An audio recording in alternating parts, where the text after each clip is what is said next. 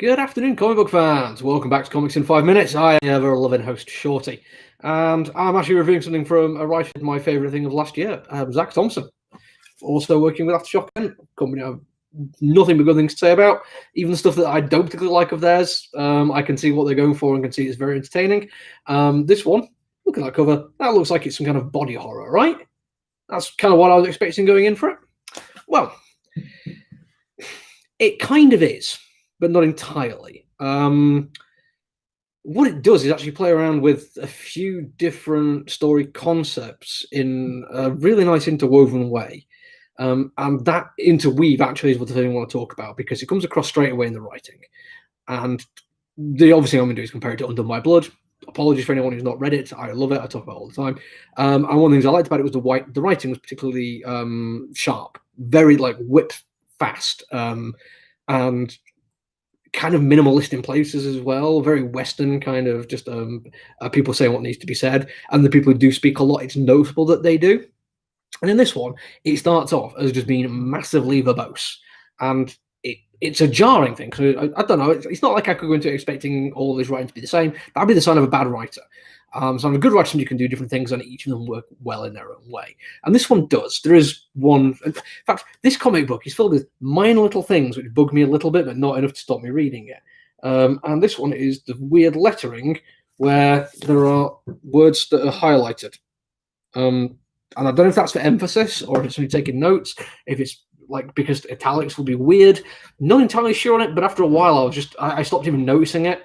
So whatever its intent was lost on me. But other than that, it's brilliant. The writing is absolutely amazing. You get internal monologue done brilliantly. You get dialogue backwards and forwards done in a really cool naturalistic style.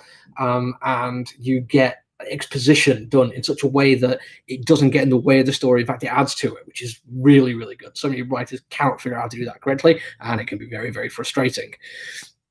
But because he's doing so many different things, to give you a quick rundown of what he's doing, because somebody literally just asked me about this, it's kind of post-apocalyptic, but in a way where it's not like a major, huge apocalypse, but stuff just generally went wrong. We don't know entirely how badly wrong it is, but it's post in a way that we're doing better after it, not living in the fallout of it, but moving away from it. It's also got an awful lot to do with social media personalities, influencers, and the effect they have on people's lives and how them being influencers affects themselves, which is pretty, dark in its own way. It's very much like holding up a refraction of the current world, which is nice, but it's set in the future. It's quite a bit in the future, actually, where technology has moved on quite a little bit. It's not to the point that it's a deep future or anything like that. It's still, I've got trappings of the modern world, but it definitely feels of the future. It's also got some kind of weird dark arts mysticism going on in it, which that's how it starts, actually. And that actually is the only bit of it which made sense based on what I knew, because I didn't really read much about this going in. I prefer going to a comic without really knowing much about it. So the Dark Age mysticism stuff was like, oh, okay, this is the setting for me. I'm kind of comfortable with this. This is what I expect to be happening here. Let's see if I can find first page. That's all gothic, and that color palette is very dark and moody, using dark greens and greys and the like, and browns, and it looks brilliant. There's even a little bit which is the next page over, which is a nice full page one there, and that's brilliant. I love the look of that. What threw me was next page over, very much modern day, somebody on a large screen TV over there, and a social media personality giving an apology. And when I say apology, I mean a social media apology. And that is some of the best writing. I love it when this happens. I talked about a Dark Interlude doing a similar kind of thing recently. It's effectively just kind of parodying people who think that an apology has to be well, if you feel that way, I'm sorry, that wasn't my intent. Instead of actually just apologizing for doing something wrong. The tone of voice there came out from nowhere. I don't know what the hell was going on there.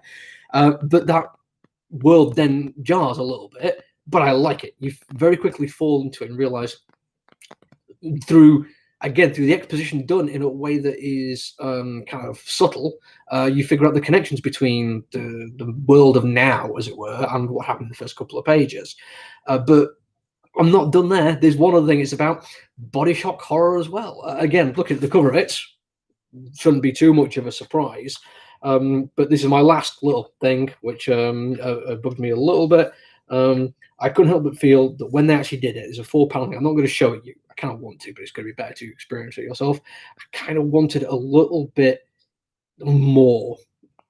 It was quick and sudden, and there's a really nice thing with the page layout that I've seen with his other work, where he uses just how he does the page frames to show time passing, different lengths, time passing between panels, and he does it really effectively in this one, and it is brilliant. But I just couldn't help but feel that like it was a huge selling thing of the comic book, and I thought maybe just a little bit more, just enough to like properly make you uncomfortable, and I think it'd been just. It could have been perfect, but it wasn't quite there. And I know part of me is because I'm holding this up to a really high bar of quality and other stuff of his I've read. And I'm not taking it anyway from Andy McDonald, who is a brilliant artist. He does just great jobs with the world and the characters and the coloring and everything like that. It's a brilliant, brilliant comic book. It's hard to be as excited as us for a cowboy western story, though, but that's just me. Ignoring all of that, ignoring my personal viewpoint on what I like out of a comic book in terms of, well, not of comic book, stories in general, if you can get that out of you, then this is just a brilliant comic book. Aftershock have again done an absolutely amazing job, and the creative team have absolutely knocked it out of the park. Absolutely worth your time. Anyway, I've gone way over, as I tend to do when I find something that I like talking about. I'm going to hopefully do another review tomorrow. I've got you from Dark Horse, Crimson Flower, I think. I want to check it out. So see you then. Bye.